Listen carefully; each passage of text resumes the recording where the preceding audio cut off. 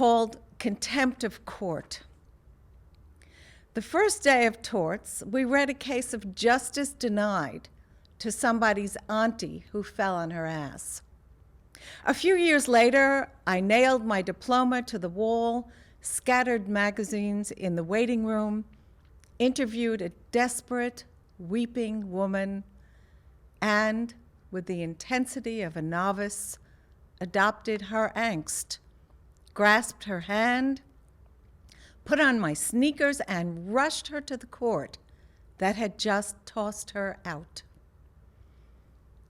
The weeping woman watched as I carved a moment from empty space, arguing, advocating, quoting, and citing, until the judge cut off my lofty plea.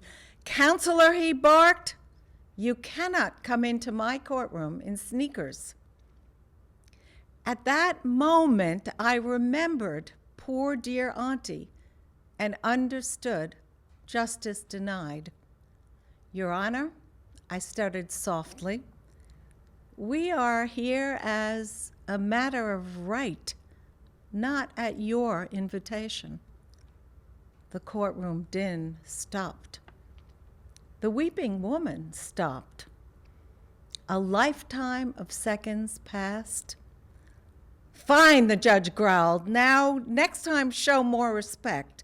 Now get to the point." That was the point, I thought. Say what you think. How dare you? How fucking dare you? How dare you stand and stare at my breasts and utter profanities and expect me to smile? When I do not, you walk briskly to the door, the stench of shame trailing behind you. Because you know what you said. You said it because you can. How dare you? How dare you slow your car to watch me walk by, remove my humanity, reduce me to tits and ass because the world told you it was okay? Say what you think, because you're allowed. Say what you think. Okay then. I want to scream. I want to shriek as I rip your tongue from your throat and throw it to the birds, so you may never say what you think again. Humbled, destroyed, at the mercy of me. That is what I think. So my expectation was that I was going to die first. Vic, he liked going to doctors, and he had his medical insurance. He made trips to the US every 2 or 3 years for checkups. And me, I had none of that. And given the state of medical care here, I thought I'd get something little, and I'm going to die from that because we don't have the greatest medical care. And then I was surprised. Vic is the one who got sick. And he died about 2.5 years ago now. I had to, it was very hard. You know, I had to take care of him and take care of things. And, plus the idea that I was going to be the one left coming to Cambodia. So much of my life stayed with the landscapes of California. My family in the thirsty sunrises of the great agricultural valley. My friends in the vast salt horizons of the Pacific coast. I arrived with Vic into a hot country of unrecognizable syllables and landscapes whose unpronounceable names had to be learned. All I wanted when we came here was a small piece of land on which to make a house, a home where we would belong, where we would navigate the woolly charms of old age together. We got that, most of it, for a while. And unexpectedly, a new family, 5 sons, their wives, all those adorable and adored grandchildren.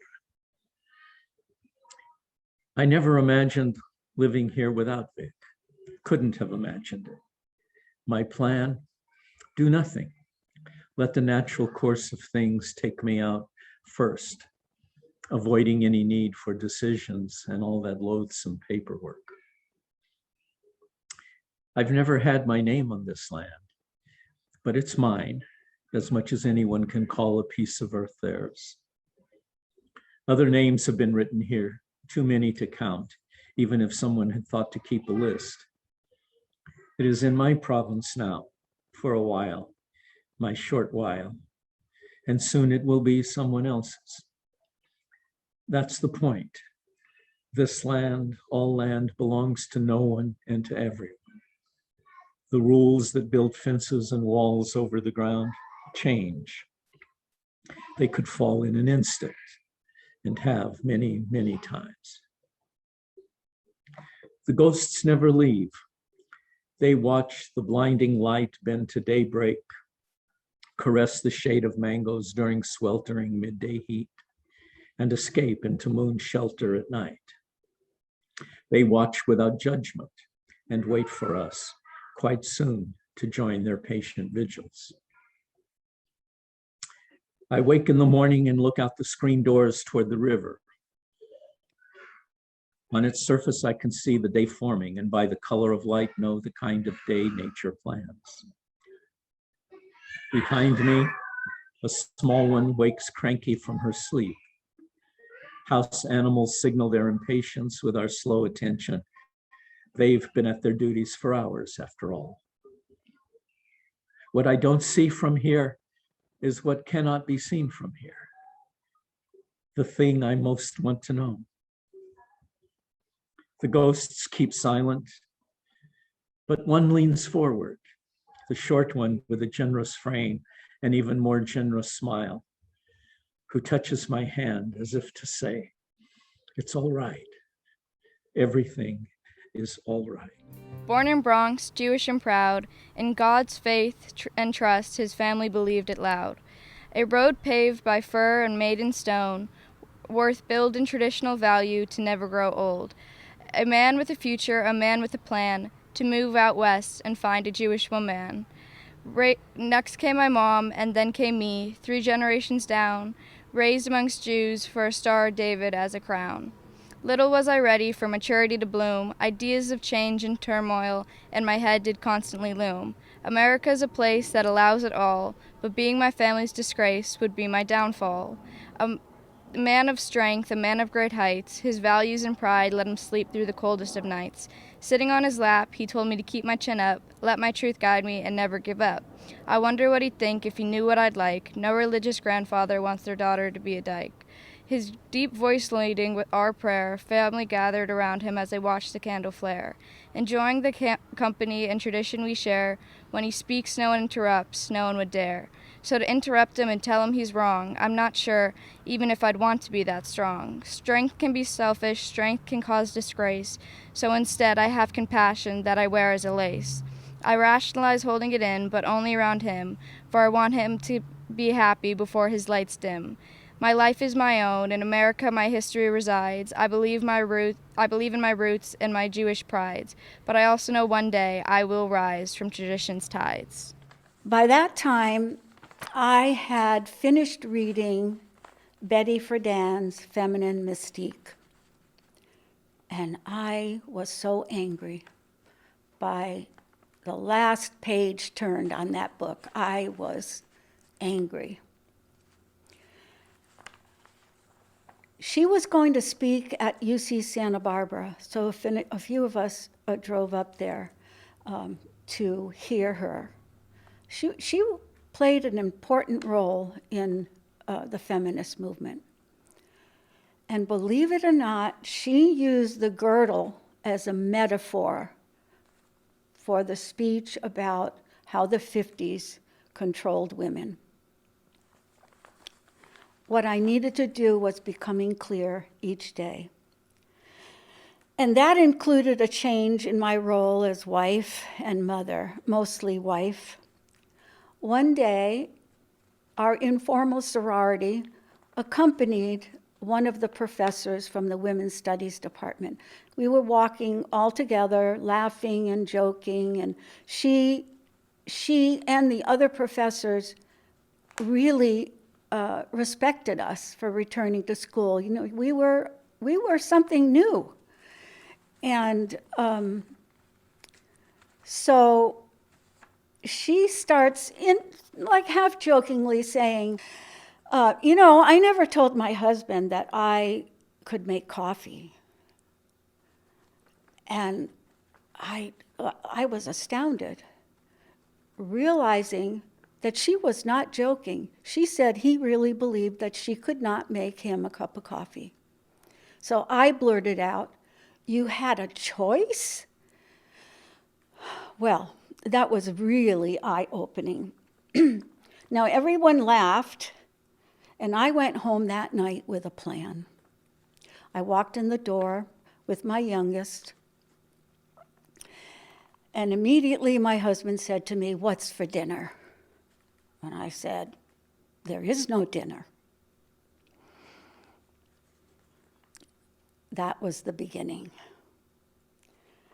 My husband, within a year, said yes to couples counseling, but he wasn't really invested in the counseling. So he decided he was leaving. He was not very happy with the changes that were occurring, and there was no way I could return to that old role. I mean, my body wouldn't let me do that. So I went to individual therapy. I filed for divorce because he wouldn't. I fought hard to retain the house that I am living in now, 40 years later, no, maybe 42 years later.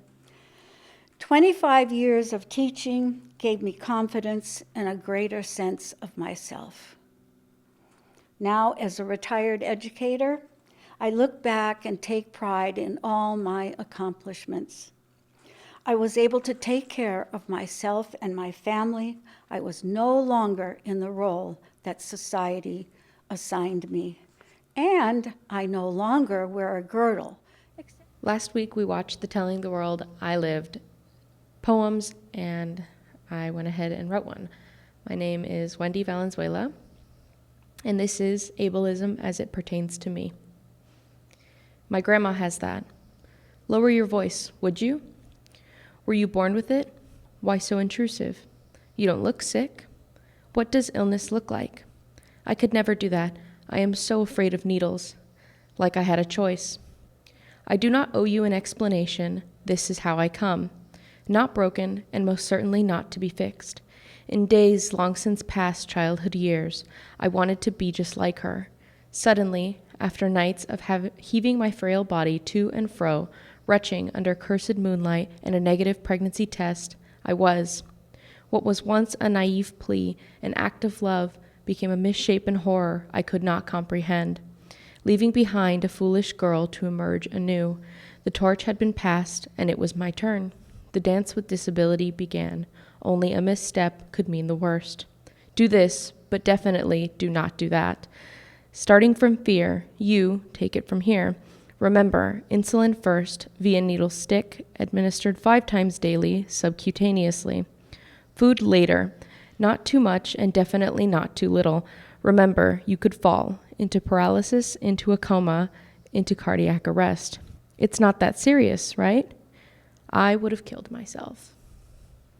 The playground bully stood in front of the water fountain. You can't drink here. You're a Jap. You have squinty eyes. Go back to your own country. My name's Ernesto Villagomez, and this is a Telling the World I Live poem titled Our Rotten House. I bought a gun because guns solve problems. Bullets heal wounds. They make holes that will never be filled again. Holes no bigger than before. Words on signs that are never heard. Empty messages. Peaceful protests turn to violence. Boarded up windows, storefronts aflame. Lives don't matter. These shops do. They won't listen to my gun. It is here to protect and serve. I must defend from this angry mob. That is why I bought a gun. To preserve life, not yours, George Floyd. Liberty, not yours, Ahmaud Arbery. Property, not yours, Breonna Taylor. George Floyd, Ahmaud Arbery, Breonna Taylor. All right, cool.